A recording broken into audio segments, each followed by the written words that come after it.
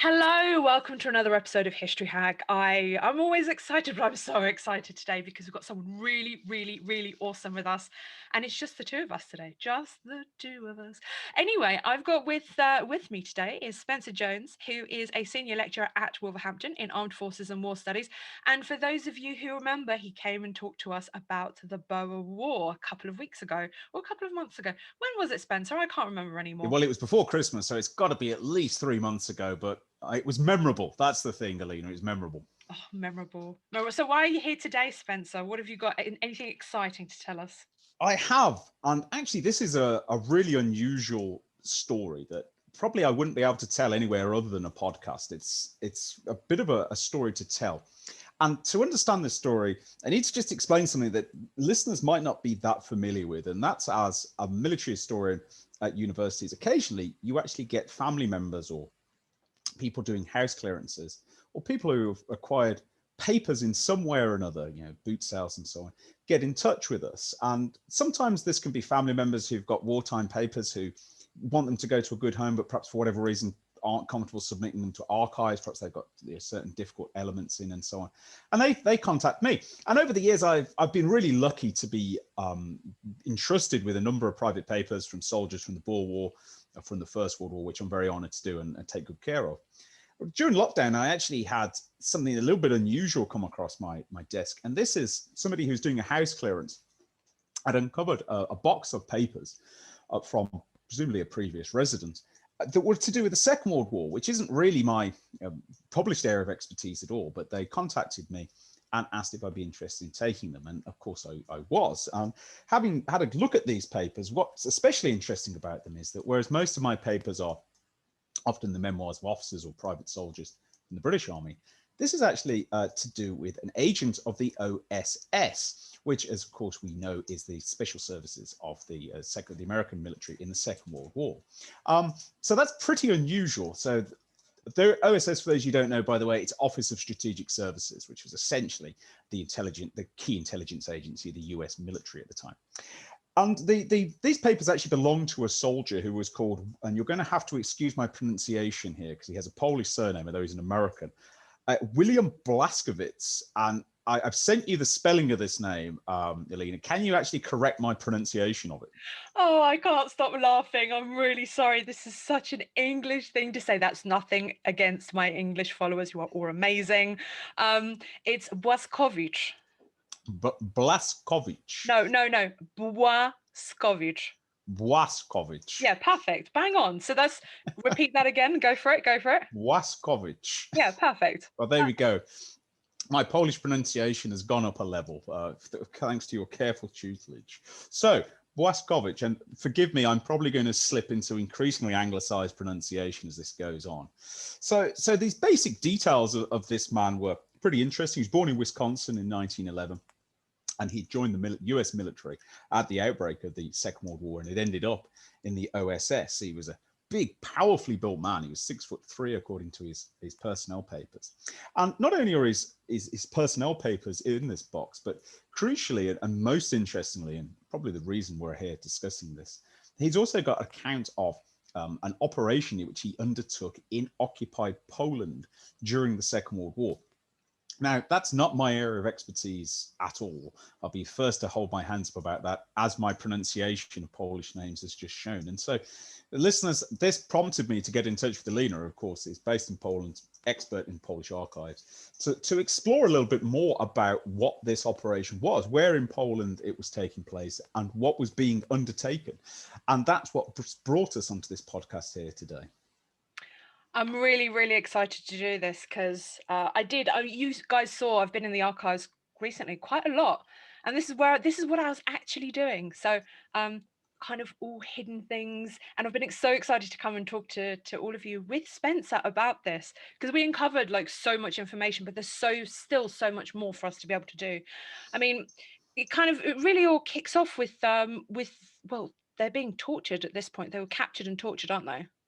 Yeah, that's true. So the story that we can derive from this paperwork is that, I'm going to mispronounce his name again, I'm afraid, but Błaszkiewicz ends up along with another unnamed agent, and he doesn't name the agent, which is perfectly normal, I suspect, possibly as for security reasons.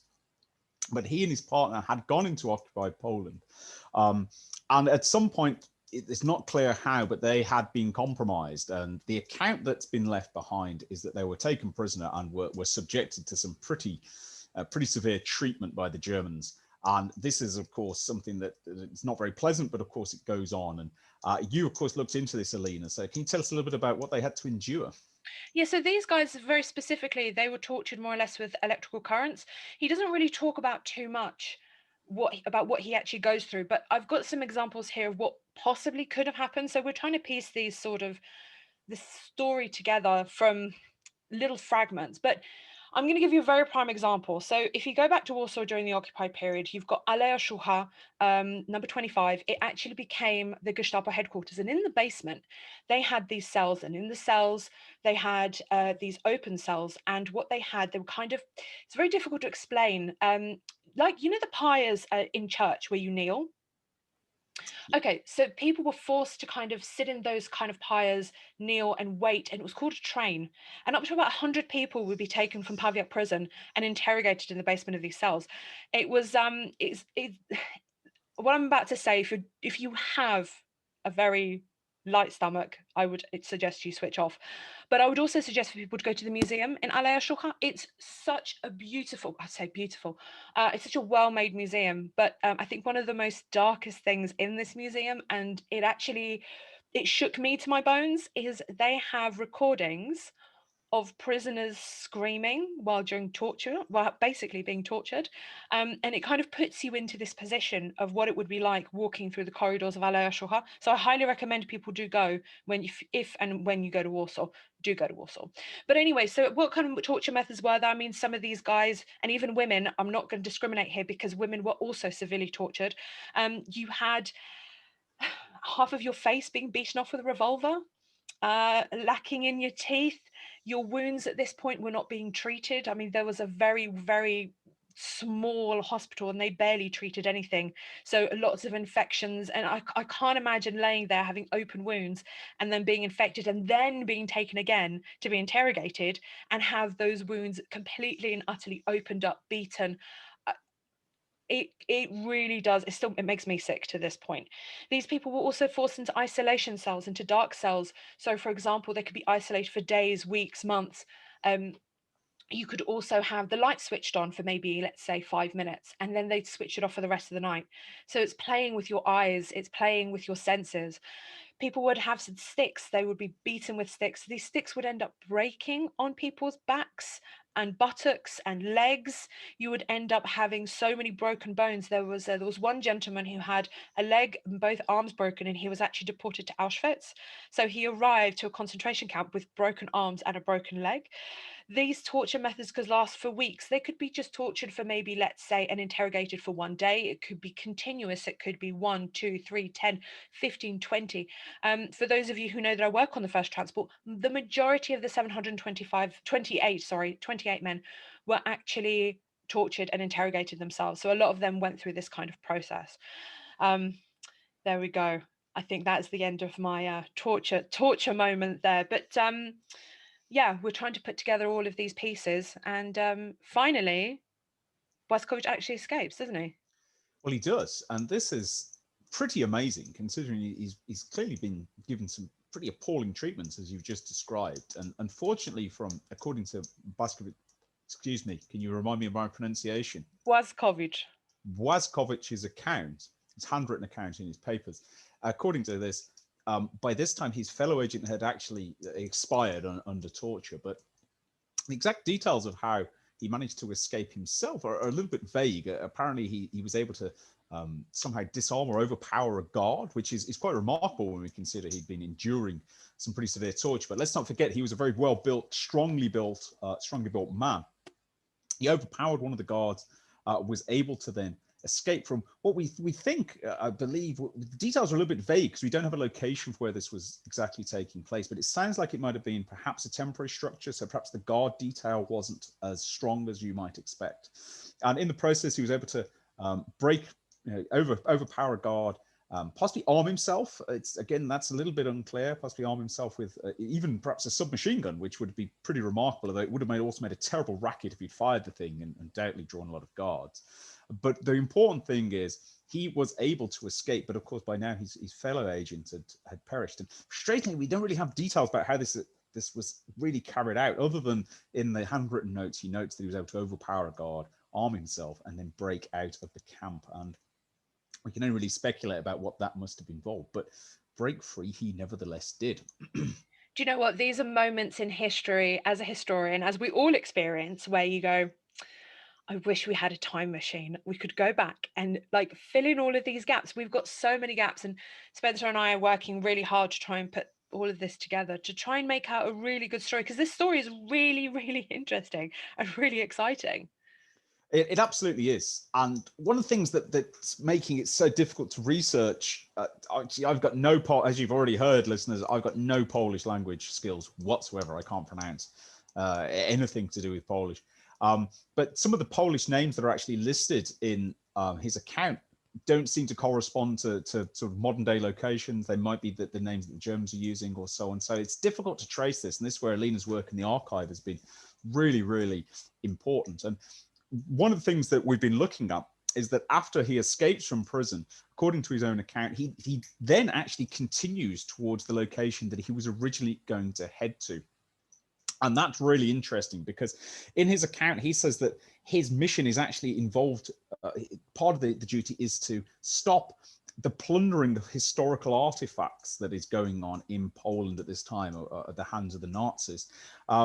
That seems like an interesting, perhaps a bit unusual mission to send two OSS agents to deal with in occupied Poland. But Alina, you've done a lot of work on the actual plundering of art in occupied Europe by the Nazis. And was this a common occurrence?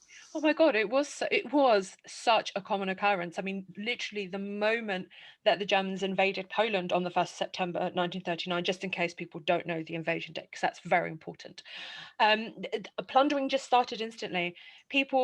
Everything was being plundered, from private properties to, for example, museums, art galleries, and all sorts. But you've got to remember, at this point in time, at this point in history, most of the men were away, most of the men were fighting. They were either being captured, kept as prisoners of war. So a lot of the people left in the homes were elderly, children, women, and they're not really going to say, "Oh, sorry, you can't come in," with our expensive artwork and jewelry and whatnot. You can't come in, but it, it, it is such a frustrating time for these people because they cannot say no. If you say no, goodbye. Concentration camp, or maybe not to this stage, but being arrested, executions, and all, because the occupation of Poland at this point is so utterly brutal. It is not like, for example, in the First World War, where it's man against man or soldier against soldier. This is soldier against civilians, for example.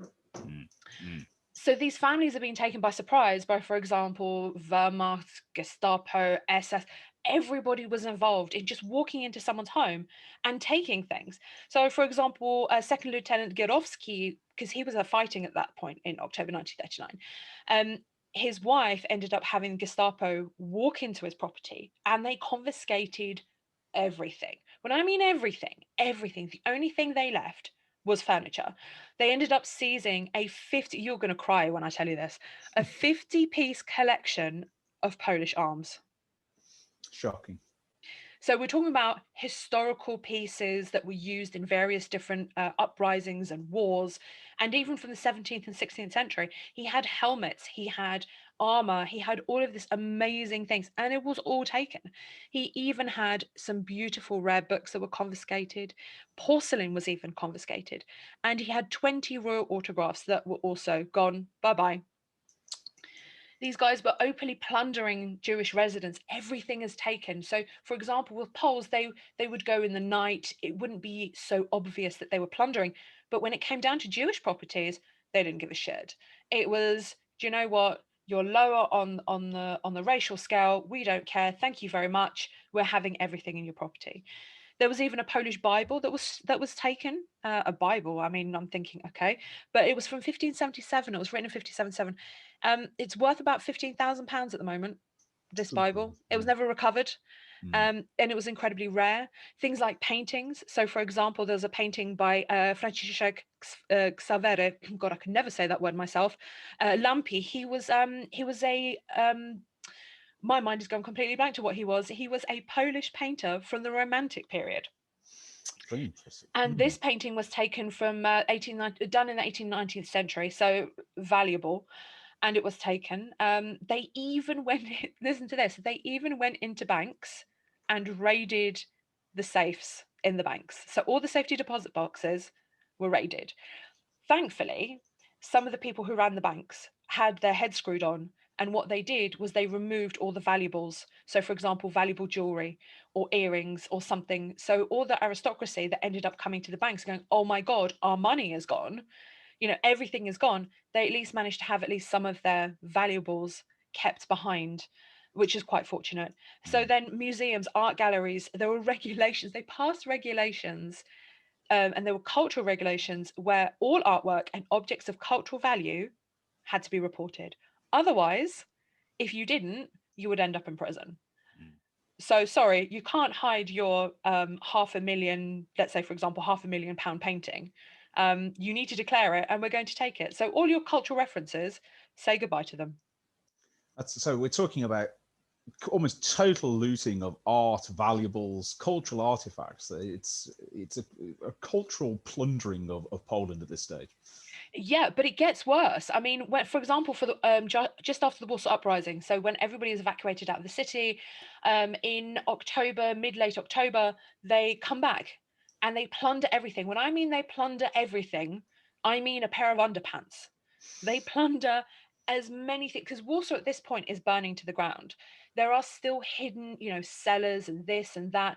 They go house by house, district by district, and strip everything, mattresses, food, everything goes. I don't know if people remember the film The Pianist. I don't, do you, did you ever watch The Pianist? I've watched the Beardist, yes. Yeah, so do you remember when he goes into the house and he finds a can of peaches Mm, and mm, he tries to open the can of peaches? That would have been a rarity because at this point he is looking for food, but there is no food. There is nothing. There's nothing mm, for him to have. So this is what Warsaw looked like very specifically. It was completely stripped, utterly bare. And mm, probably they would have taken the rats if they could have. mm, mm.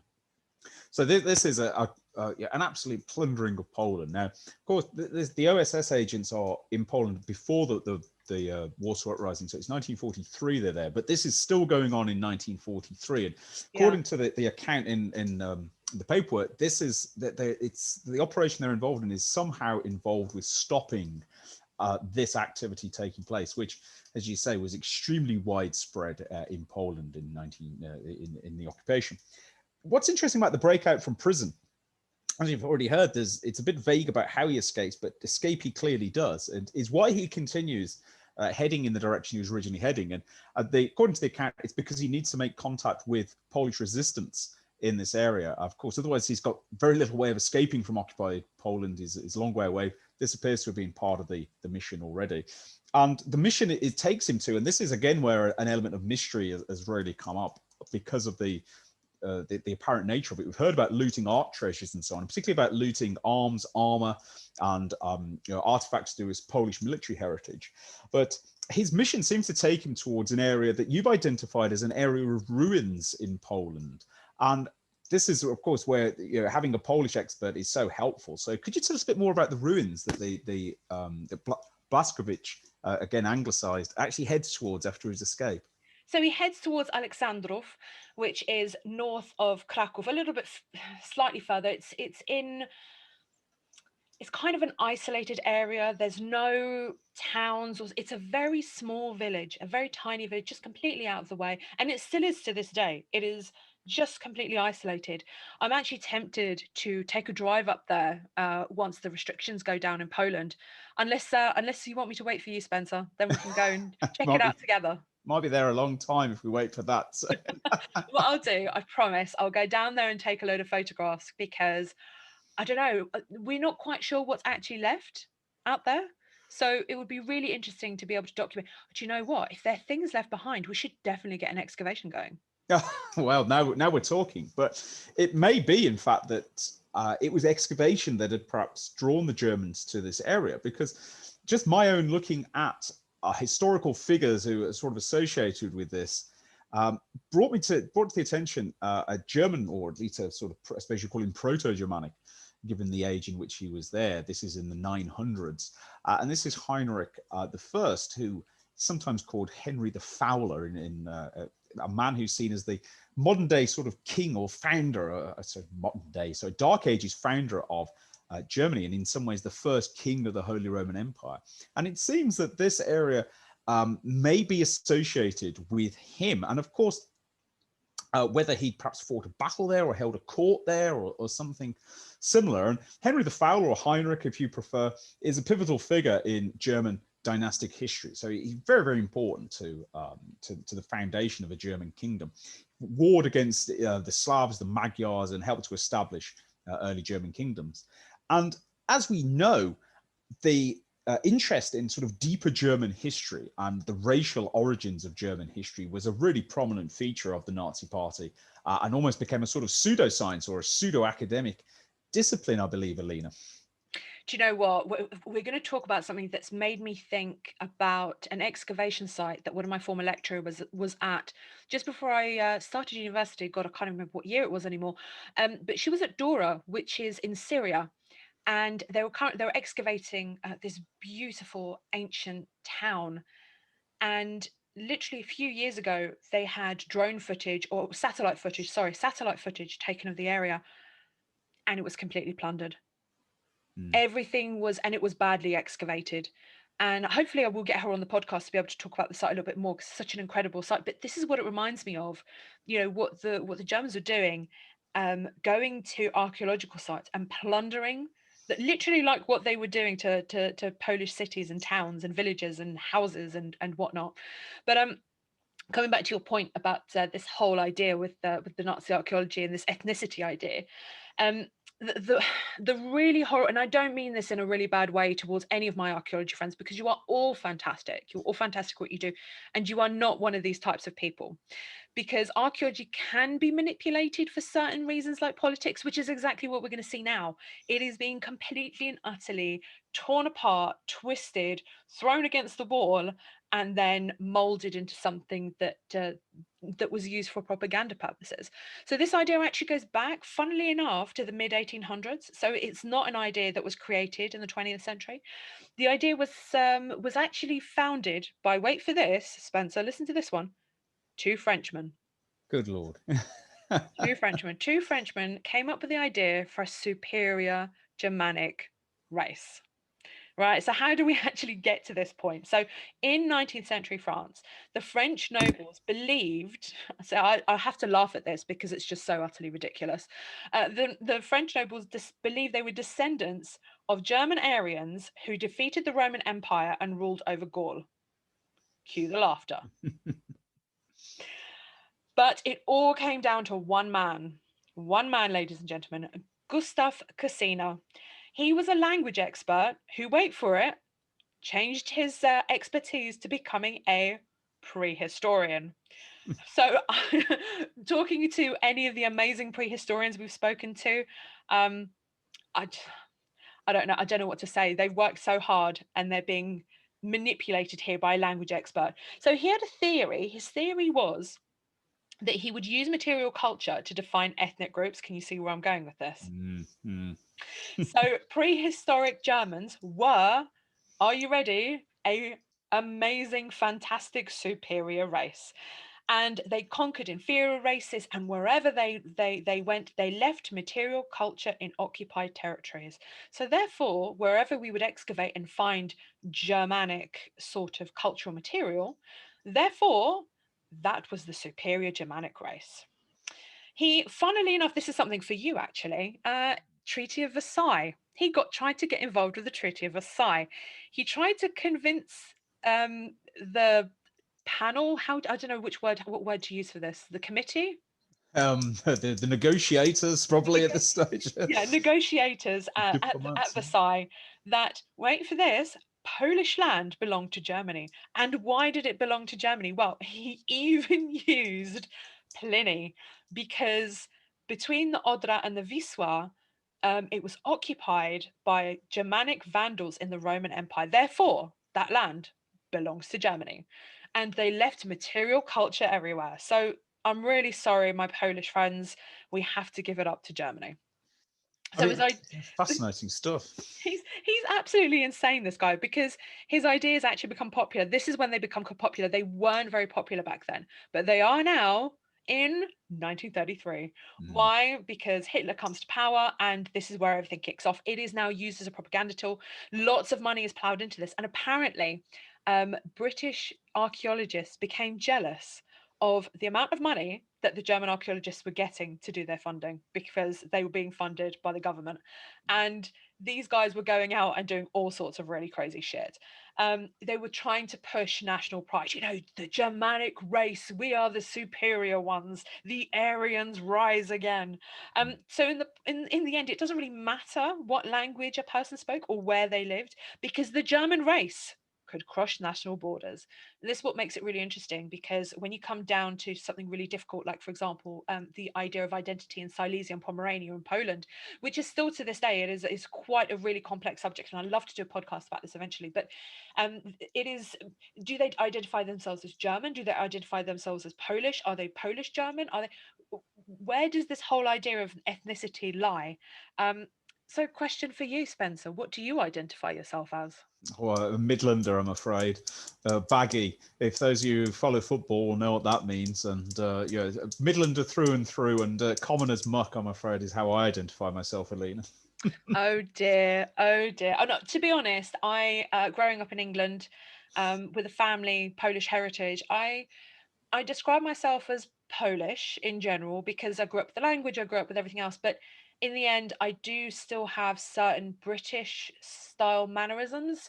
So, like standing in a queue, not arguing with people, or opening my big mouth and not being quiet and demure like some people are. So, there we go. But there we've got the whole idea of Nazi archaeology, and this is just, for me, it's mind blowing, and that it continues into 1942-43. This whole Mm. idea.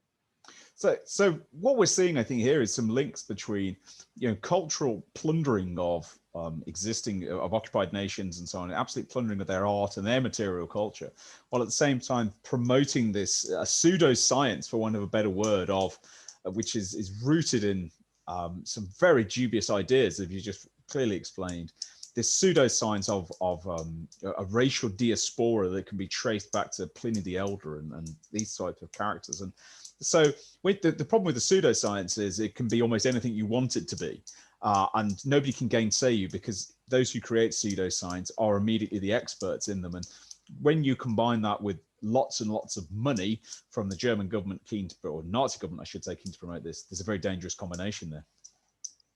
I just find it so mind blowing that they managed to take archaeological artifacts, sorry, and just twist them into, how do you know that an artifact is Germanic? I have no idea. How do I know that an artifact's Germanic? Well, I know that's the whole point. How do you Oh, know? How there's do no you there's no trademark on the bottom then. The funny thing is, though, apparently they started doing things in Poland. For example, they found artifacts with the swastika on it. Now, what if people don't know what the swastika originally is a Slavic symbol from like the ancient period. It's such a, but it's the other way around. The swastika is one way around. The Polish symbol is the other. So in theory, they were finding swastikas on artifacts and saying, "Oh well, it's Germanic, and it's to do with the Nazi Party." Well, was the Nazi Party around 100,000 years ago? Really? That's when Nazism began. I mean, taking things and twisting it, for me, is just mind blowing. I just don't understand it to a point. So we've got a really clear picture here of cultural plundering, fascination with archaeology to try and prove a pseudo-scientific point. And so I think and this was why it was so useful to talk to you about this, because from my perspective, I was dimly aware of this kind of thing, no real expertise in it. And so reading about it in Blaskovich, again, I'm anglicizing it, I'm not apologizing for that. Reading about it in his account, I was struggling to sort of understand why this was so important. Why would you, commit OSS agents to try and disrupt this activity?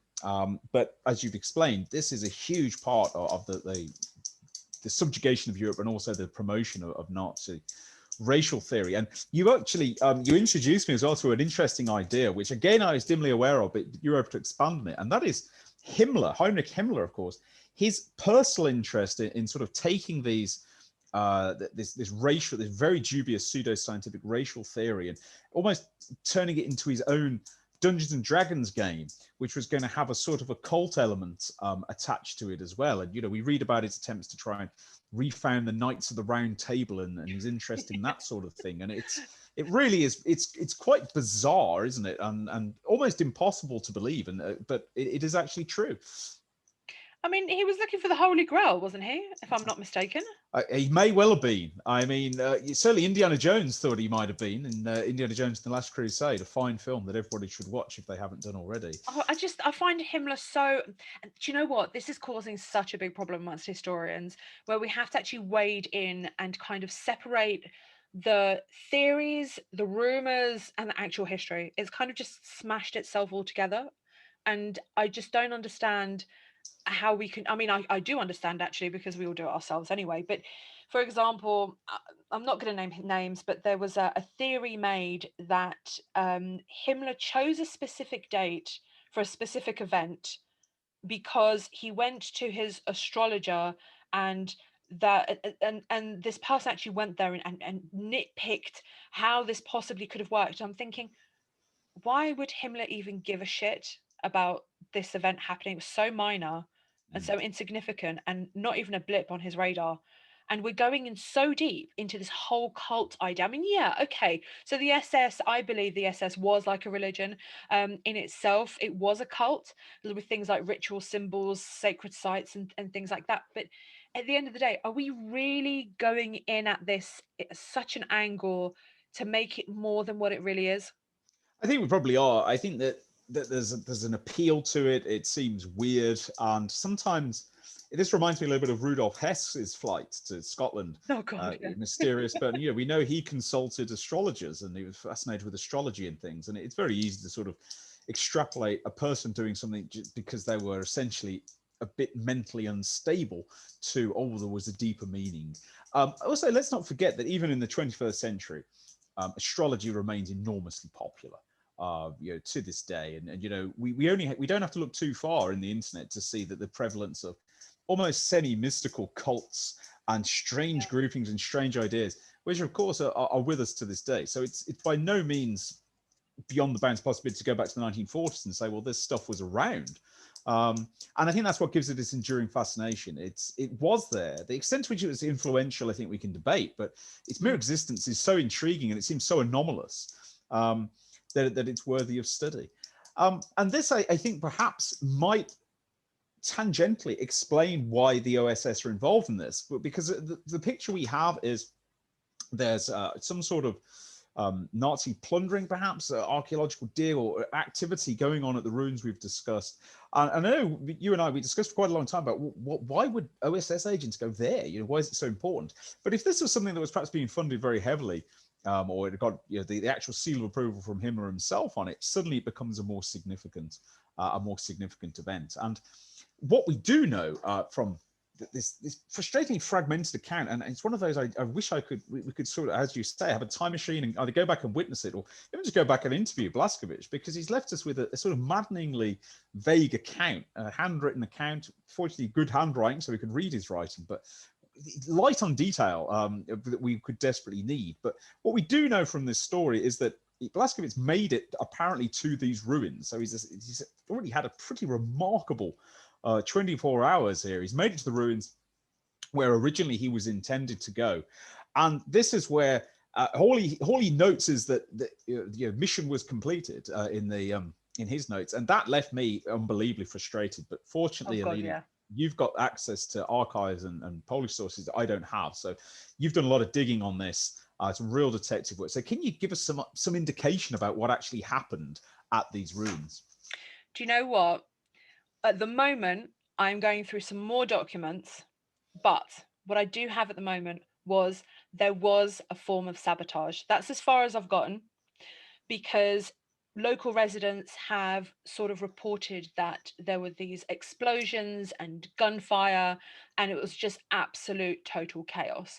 And I think I need to do a little bit more digging into this, because there is more behind this. There is more. We need to know more. We need to know more what he did, because this is kind of where the evidence stops. And it's incredibly frustrating that, oh, and the archives here are now closing because of this, I'm going to say, stupid virus, and it's causing us to completely and utterly stop this research. And I'm just very angry at the moment, but that's at the moment what we know. It's again, sorry listeners, we wish we could give you the details, but we wanted to give you a sighting on this because it's exciting. It's this sort of history in action. It's underway. Of course, we're all hampered by the closure of archives, so we've got this intriguing sort of series of accounts, and we can only speculate that perhaps he did link up with members of the Polish resistance, and certainly they seem to have.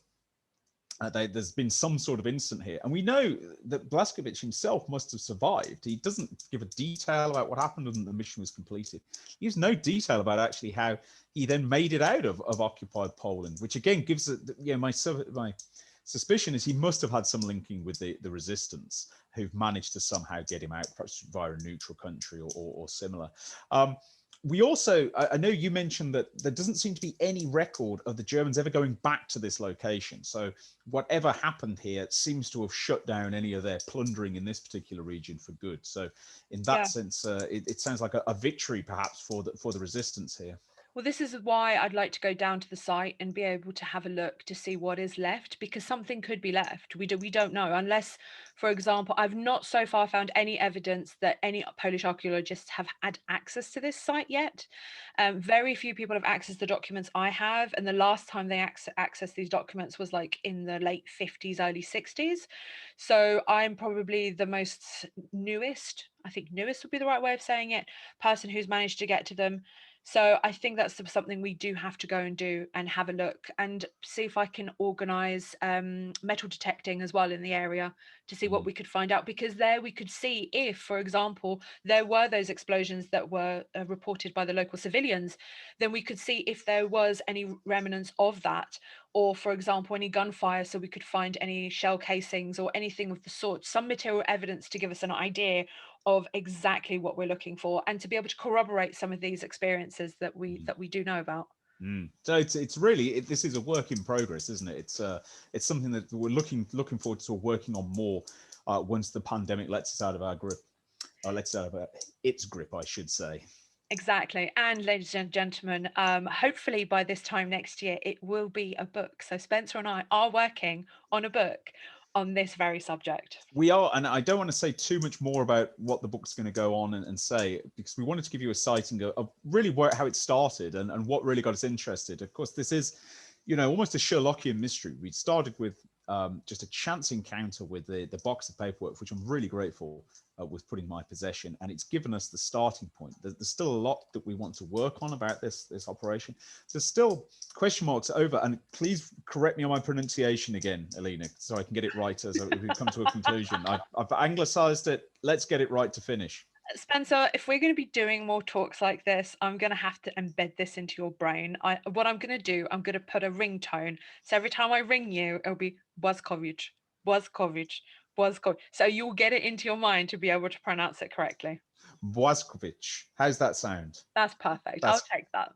So one of the mysteries that I've got from my end is that Błaszkowicz's papers are only about this operation. There's still lots about, well, what happened to him afterwards? Clearly he survived, he's escaped. How did these papers actually end up in the house? You'd be surprised at how often paperwork can end up hidden in lofts, or sometimes military collectors end up with things that then get lost. But it's in my possession now. I'm looking to expand on this. I'd like to go over to the States when international travel is possible and look into records over there, and it really is going to be a sort of multinational history on both what happened in the mission in Poland and of course what he did for the remainder of his life, what ultimately became of him. And it's something that, one of those chance things, sometimes, as Sun Tzu, the great military philosopher, teaches us, sometimes opportunities will multiply if they are seized, and in this case a completely unexpected opportunity came up, and because of the opportunities we've had, we've been able to start an investigation, which I think is going to lead to a really interesting book.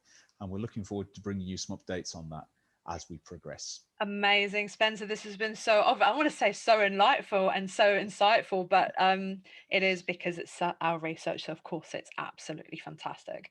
But thank you so much for joining me, being able to tell everyone about our amazing project, and high five to us working more in the future on this. Absolutely. Thank you very much. Amazing. Thank you.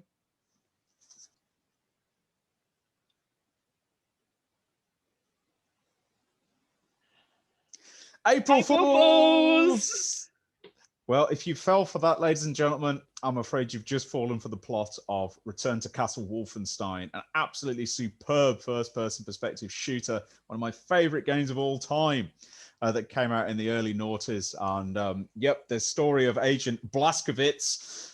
Blazkowicz. I'm afraid he's completely fictional. He was blowing up Nazi occult structures, fighting undead monsters, and so on. It's a fabulous Don't forget the zombies. zombies, super soldiers, all sorts of things. And I'm afraid none of what you've heard as the actual story of him is true. But what is interesting is Alina's side of it is true, and is the study of cultural appropriation, cultural plundering, and so forth is absolutely true. So we hope we've at least amused you in this podcast. Thank you, Spencer, for doing this for me. It's been so much fun. Thank My you. pleasure.